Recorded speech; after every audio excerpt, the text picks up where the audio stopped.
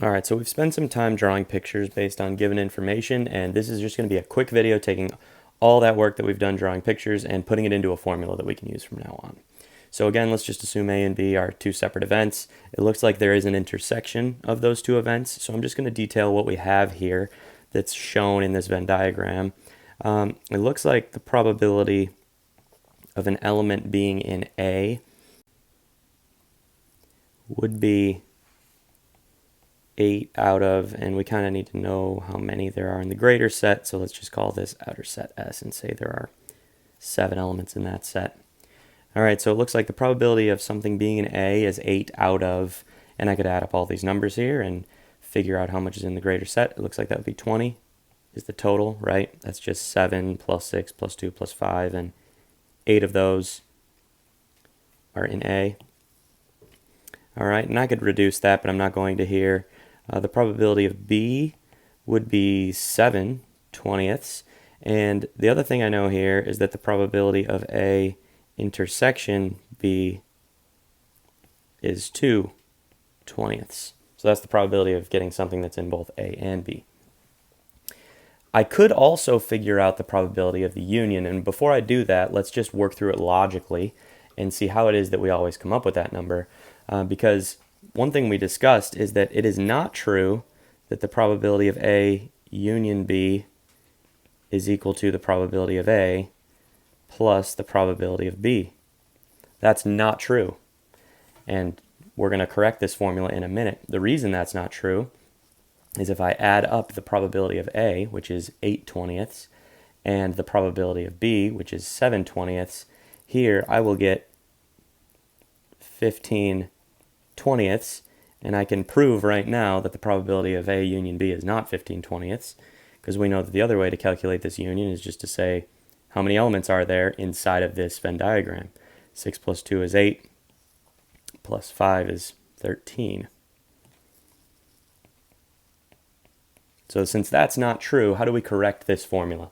Well, one thing we did yesterday is we thought about the reason why it is this is happening. And the reason we're getting a higher number here than we are over here is because we're double counting 2 of these elements. When we added up all the elements in A, we included the 6 and the 2. When we added up all the elements of B, we included the 5 and the 2. And so we counted those 2 twice. We counted them in A and we counted them in B.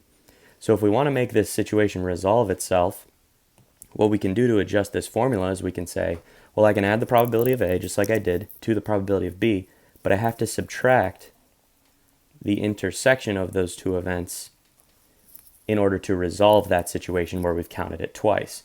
So now what we've done is we counted those intersection elements in A, 6 plus 2, and then we counted those intersection elements in B, 5 plus 2, but we took that 2 away once on the end so that we only counted it once. So if I do this, then I'm going to have 15/20ths minus 2/20ths, which would be 13/20ths.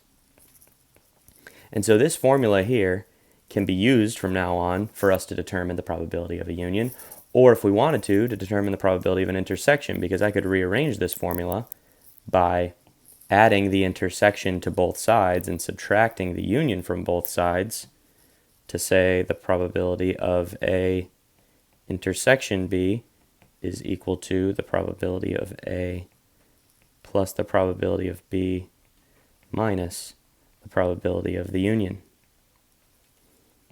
And that's just rearranging the formula, right? If that's confusing, what I did there is I added the probability of the intersection to both sides.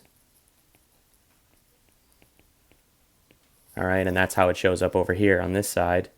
And then I subtracted this from both sides, and that's why it's now on this side. So we can play around with this formula, but we're going to be using this from now on, this formula, in a number of different ways, rather than drawing pictures all the time. But we can understand at least that this formula comes from these Venn diagrams that we've been drawing. So in today's lesson, we're going to be using this formula to help make these calculations go a little bit quicker and not have to think logically through all this all the time. Because once we've boiled it down into a formula, that can do all that thinking for us.